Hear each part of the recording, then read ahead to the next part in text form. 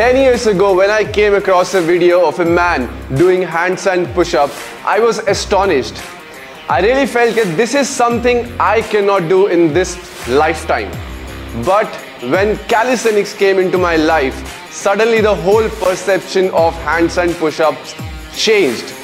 Suddenly I felt that this movement is now credible and is achievable, and I can surely do this in this lifetime only. Through this video, I want to share the same knowledge with you and make you understand that how can you achieve this movement in this particular lifetime. Let's go.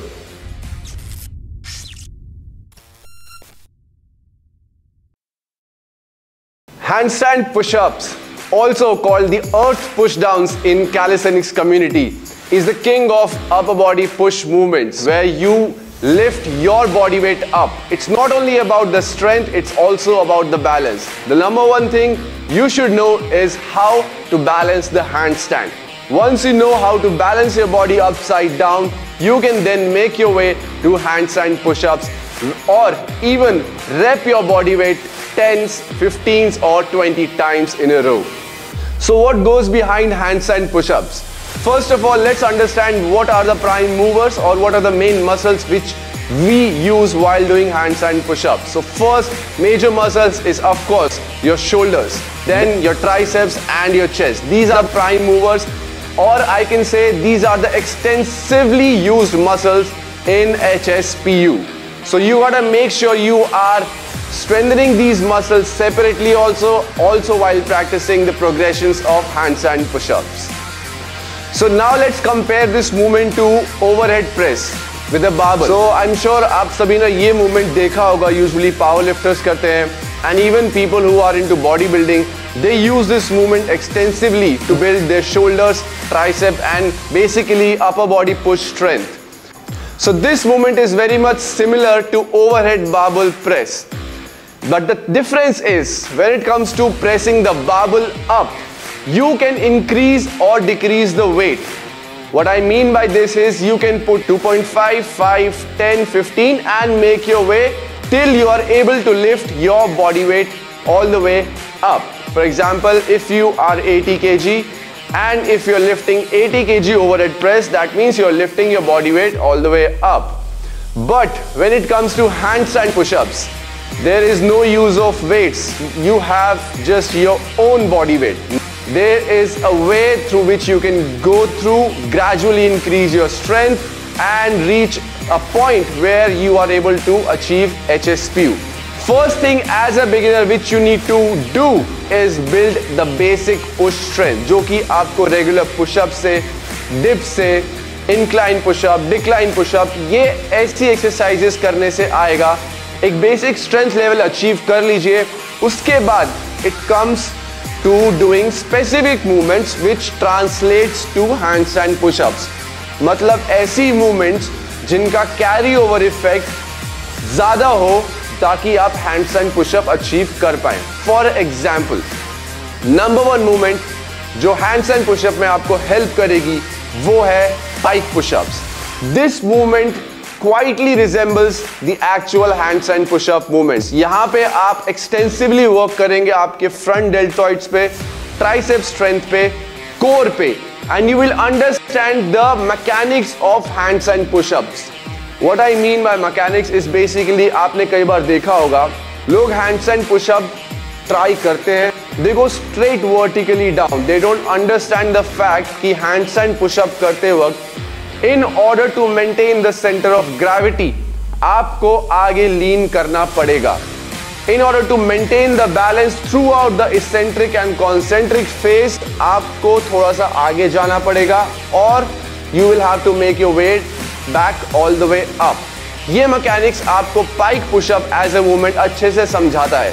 जब आप pike push-up कर रहे हो, try to imitate the actual handstand push-up movement. ताकि उससे आपका muscle memory strong हो, जो भी आपके प्राइम मूवर्स हैं वो स्ट्रेंथन हो.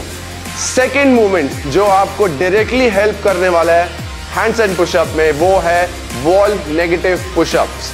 मतलब आप हैंडस्टैंड पुशअप ही कर रहे हैं बट यहाँ पे बैलेंस जो फैक्टर है वो आप एलिमिनेट कर रहे हैं.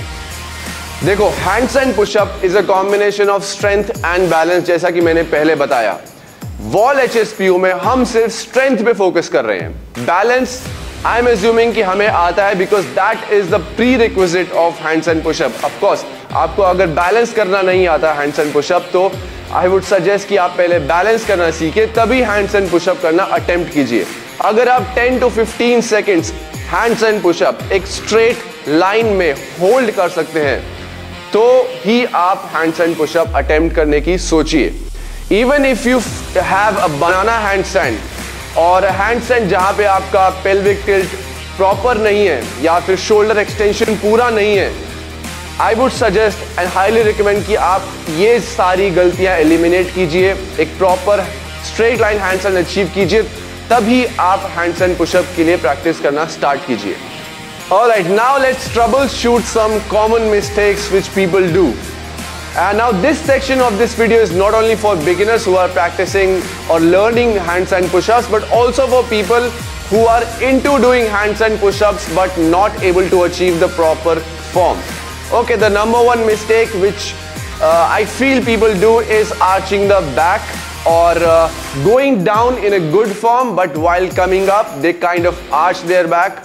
So the possible reason for this is lack of pushing strength, lack of core strength and lack of protraction strength, which is basically is required to keep the handstand in a straight line. अभी इसका solution क्या है? The best solution is to take a step back. आप एक step पीछे आइए, wall handstand push-up पे आ जाइए या फिर elevated pike push-ups पे आ जाइए, जहां पे you understand the importance of protraction and engaging the core while pushing yourself up. जब तक आपकी बॉडी ये चीज नहीं समझेगी, आप repeatedly वो ही मिस्टेक handstand push-ups में करते रहोगे। Another common mistake while doing handstand push-up is lack of balance or loss of balance. यानी जब आप handstand push-up कर रहे हैं, या तो आप overpowered हो जा रहे हैं, ऊपर आके आप बैलेंस लूज कर रहे हैं, और इस वजह से आप दूसरा, तीसरा या फिर कम नंबर ऑफ रेप्स कर पा रहे हैं जितना कि आप पोटेंशियली कर सकते हैं।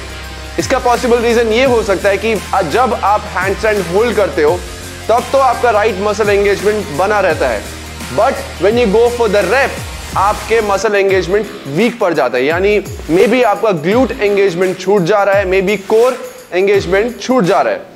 तो इसका एक बेस्ट सॉल्यूशन यही है कि आप एक्सेसरी वर्क थोड़ा सा कीजिए। फॉर एग्जांपल, क्या एक्सेसरी वर्क करेंगे जो कि डायरेक्टली यहाँ पे हेल्प करेगा?